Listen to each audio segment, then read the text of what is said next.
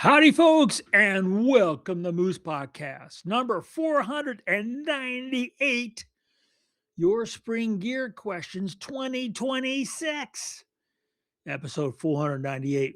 We're getting up there. I got something special for you for number 500 coming up in a couple weeks. Tell your friends, come on by. Trust you folks are doing well. Spring is well underway here at the ranch. We've got Sharon's favorite friends back, the Evening Grosbeaks. I'm right now looking at a couple pairs down at Mega. I just spooked a lazuli bunting off the seed feeder, filling it up. Yep, they are here. Our our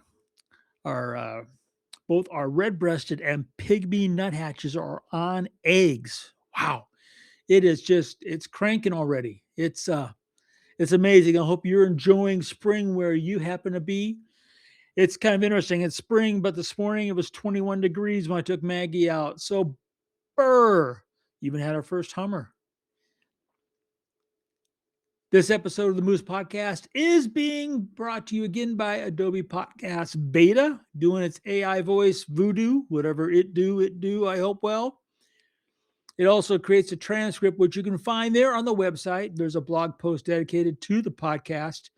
There's also an archives there, okay, that you might want to check out. You can also listen to podcasts, all your favorite spots, iTunes, Spotify, Amazon, YouTube.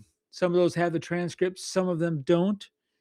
Hey, I'm here if you need help. You can leave comments, ask questions, ask lots of questions. Spotify, YouTube. I try to help you guys. I'm the one doing the answering, not AI. You can always tell it's me because there's going to be grammar and spelling errors. That's how you know it's me. And I'm here to help any way I can. Now, remember that you can head to moosepeterson.com. The very bottom right corner of the landing page, you will find the my doohickey list, doodads list to be exact. Things that are not technically photographic that you might want to add to your gear locker, desk, workflow, which includes books that I recommend as well as other stuff.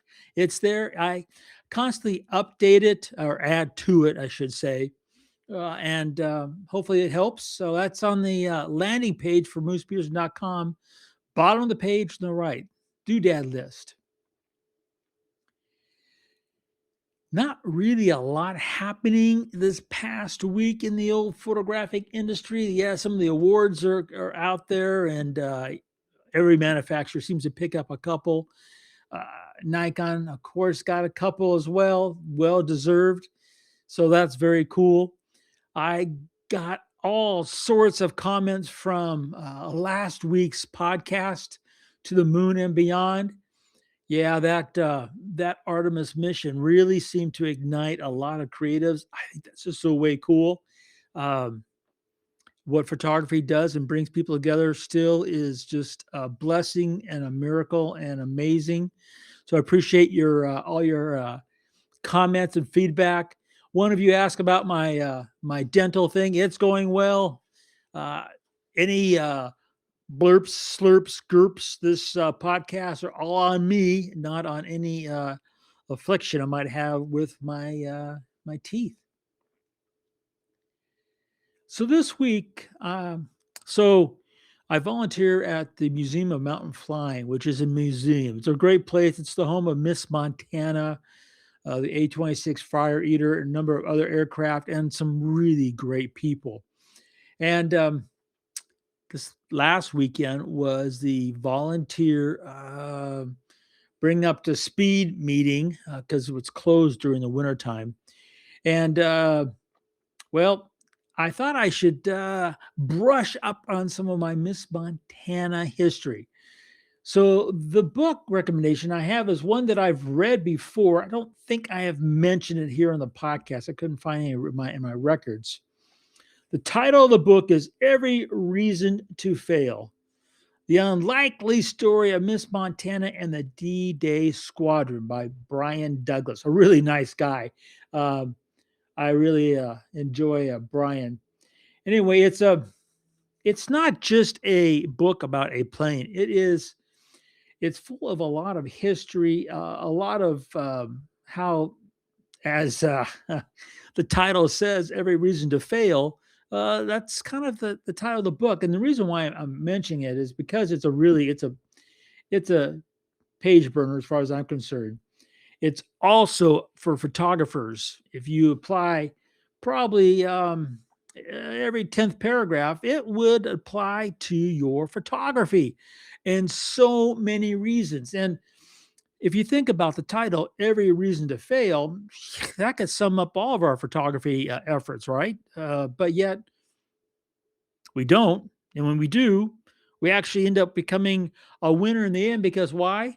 Because because we learn from our mistakes. So it's a great read. Yeah, there'll be a link on the blog post, also on the doodad list. Every Reason to Fail by Brian Douglas. Check it out. You will enjoy it. Want to thank my good friends at Bedford Camera, bedfords.com, for sponsoring the Moose podcast. These guys, they're there for all of us. You know, you've got like in July, they have their PhotoCon that is a really great event with all the manufacturers and all the classes and speakers and photo walks.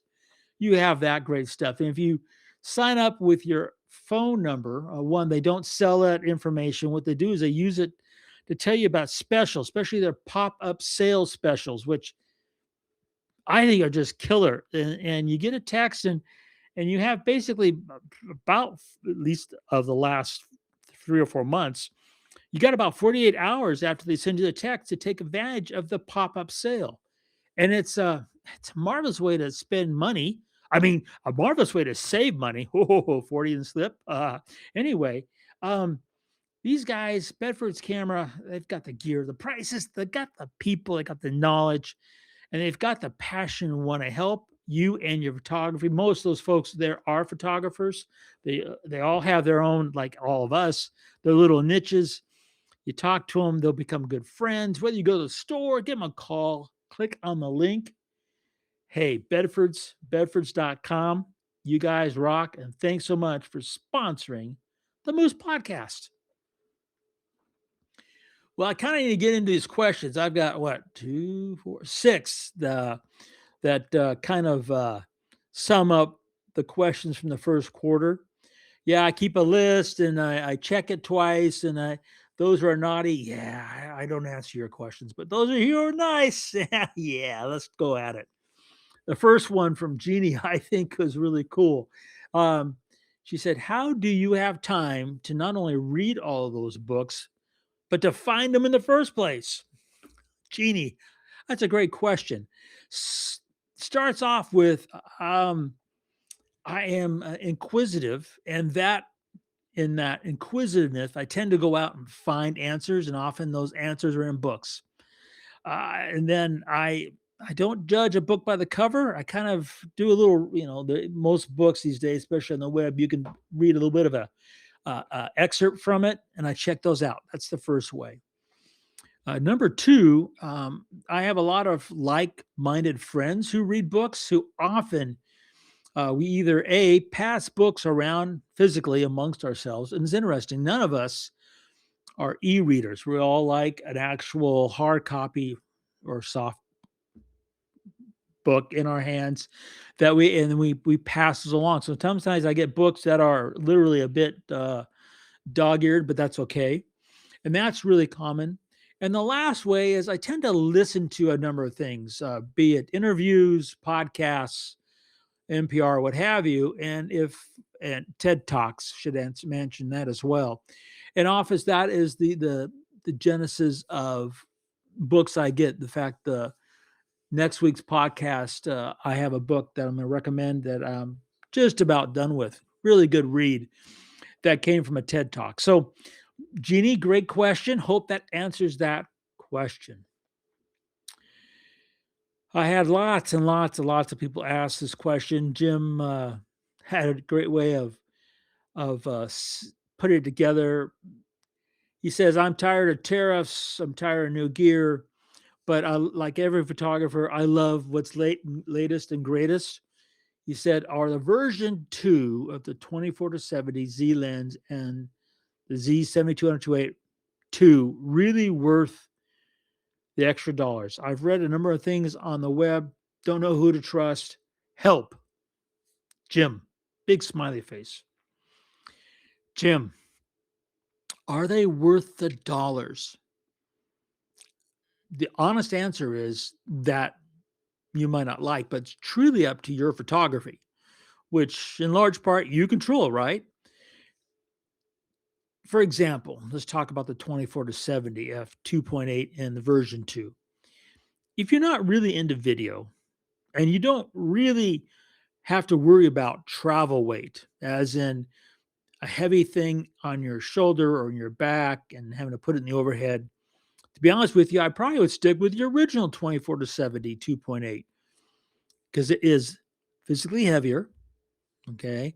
It has zoom, and the lens expands and contracts as you zoom, and it's physically taller. And those attributes, to me, right off the bat, it was always a pain in the arse, for example, to put it in Think Tank or one of my photo packs because it's just actually bigger in diameter, bigger shade. It just didn't fit the same basic cube form as, for example, the version 2, which slips right into a cube hole without any modifications easily. It's the version 2 is not as tall, so you don't have to worry about the depth of your bag. It's physically lighter, which if you're putting something in the overhead or on your back makes a difference. So for the 24 to 70, if you don't need that criteria, then no, it's not worth the dollars. Now on the 7200 2.8, kind of the same deal, but not quite the same deal. The 7200 2.8, the original, which is a really great lens, versus the version 2, which also is a really great lens. You know, you've lost over 30% of the physical weight. And since so many of us shoot the 7200 handheld, that weight loss, you feel it when you're hand holding, especially for an hour or two. It makes a huge difference. As far as I'm concerned, for doing air to air work, it's just a lifesaver. Now, I think your question, Jim, as well as most of them, had to do with optical performance. I'll be honest with you. So far, I haven't read anything on the web that I think is honest or sincere, because most optical performance problems come from the shooter, not the gear. That's been my experience for decades, and I think it's still true. Yeah, I know. I hear people go, I lock the tripod down shooting from my deck. And I'm like, okay, so you've got a deck that vibrates. It goes right up that tripod that you've locked down tight. What do you think is going to happen to the images you're testing? I mean, so you got to be honest with you, is the 7202 sharper than the original? Yeah, it might be on a chart, but in the actuality, no. It's the fun factor, the comfort factor, I think, that makes the 7202 worth the extra dollars. But I appreciate all your questions about that, guys. I still recommend when you're thinking about new gear, when you think about new gear, rent it before you buy it. You judge for your own self, for your own photography, if it's worth the money. You'll save yourself money in the long run. Dorothy had, I think, the one of the best questions. It's very current and relative. She said, I'm looking for a new body. Should I buy the Z8, the Z9, or the D5? Dorothy and many others. I wonder why you're asking about the D5 all of a sudden. I wonder. Yeah, Artemis, pretty darn cool. They I hear through the rumor mill there's over 30 of those D5s in the NASA locker. So, there's a reason why they have that.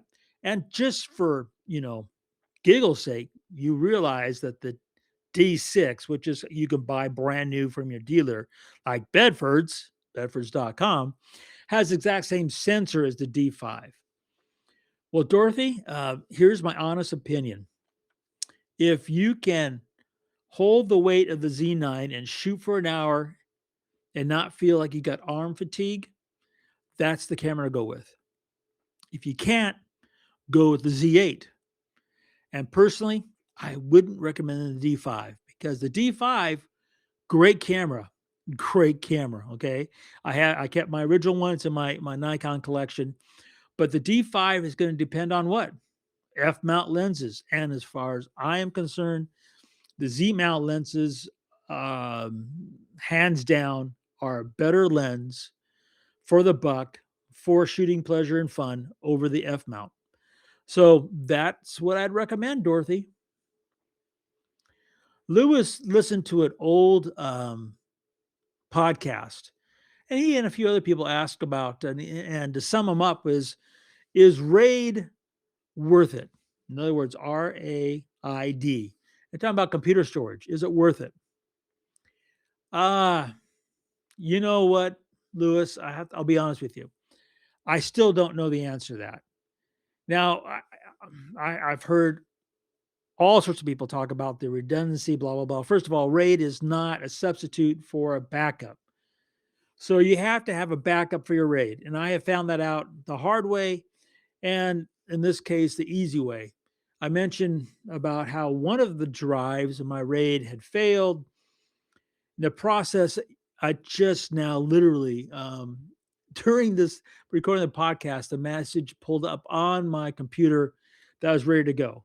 So that's basically 3.5 months of dealing with one drive going out.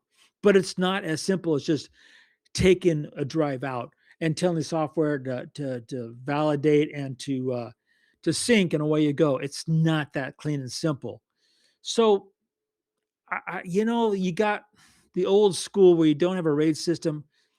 To be honest with you, since you have to do a backup anyway, and the RAID redundancy, and after all the time and blah, blah, blah, blah, blah, I got to be honest with you. I know I'll get some people saying I'm wrong, but I'm not sure a RAID is worth it, Lewis, to be honest with you. Because to me, it's all about one, safe protecting your images, and two, time. And if you're making a backup anyway, what difference does it make how your original, if it's on a RAID or not? You've got a backup, and the backup's not going to be a RAID. I mean, so Lewis, I don't have a clean cut answer for everybody. I can just tell you for myself, after my experience, I just, this is the third time, fourth time I've had issues with a RAID, and it's been a time sink, and I just hate that. So, Lewis, that's my honest opinion.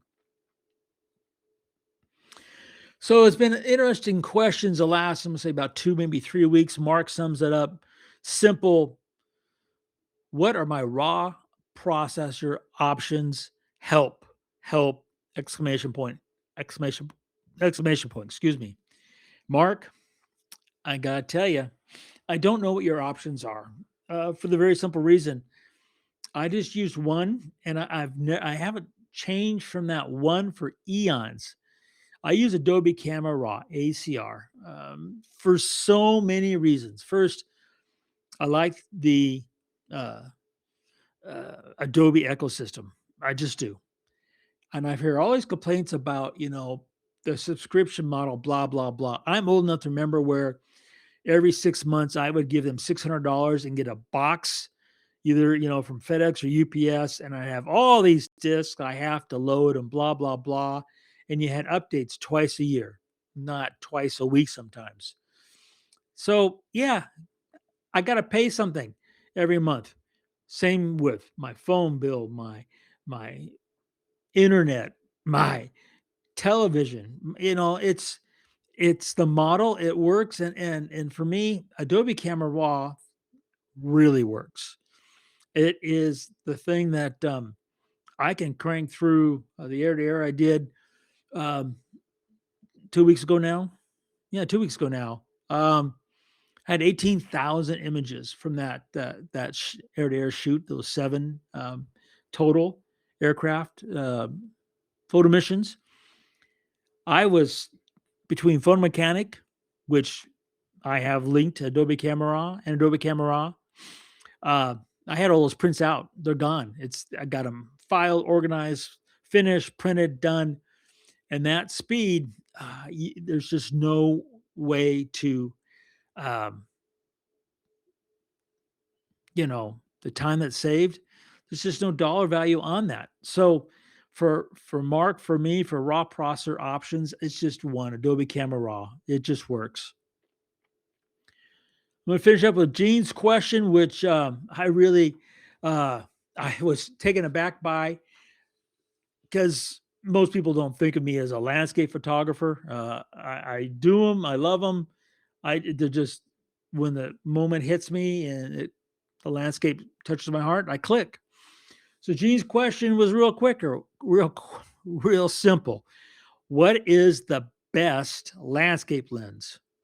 Well, as soon as you say the word best, I instantly start to like hesitate, lock up, stutter, because I don't know if there is one best. That's because I've shot everything from fisheye, 8 to 15, so from 8 millimeter to 600 millimeter landscapes, and I just love those images throughout the entire focal length. What I could tell you though, that might help you, and it's what I recommend most people, Gene, is first, gotta remember, I'm always shooting, I should say always, 99% of the time, I'm shooting my landscapes with the lens wide open. So that's 2.8 or f4. Or with the 180 to 600, 5.6 or 6.3. But so I'm always wide open. But what I recommend is you've got to kind of like understand how you see and how you then translate that to the viewfinder. Because we see with this 170 degrees of horizontal, vision, and that's 170, right? That's just a little bit short of a full frame fisheye, which is 180. We can see all that, but when we actually narrow down what we think is the landscape photograph into that viewfinder, all of a sudden that wide peripheral vision, right, comes down to a little tunnel. So in that process, this is my word of advice. This is what I do. Doesn't always work. Ask people who shoot with me. I often will go out with one lens thinking about this and change it. But it's just simple. If you get out of your vehicle, or you stand in the scene and you move your head physically around, up and down, left and right, you're probably going to want a 14 to 24. Now, if you hold your head still, but move your eyes around to take in the landscape, probably a 24 to 70. And then as you start looking further into the scene and narrow it down mentally, that's when I think you're going to get probably, 135, 200 millimeters and longer. Now, keep in mind, I really don't want to crop and post. Excuse me. I mean, I know magazine editors are going to crop my images anyway, but I don't do it in post. So I do it all at camera by either zooming my feet or zooming the lens. But to define the best landscape lens, yeah, I'm afraid, Gene, I'm not the one that's going to be able to tell you that. You are, for your own photography.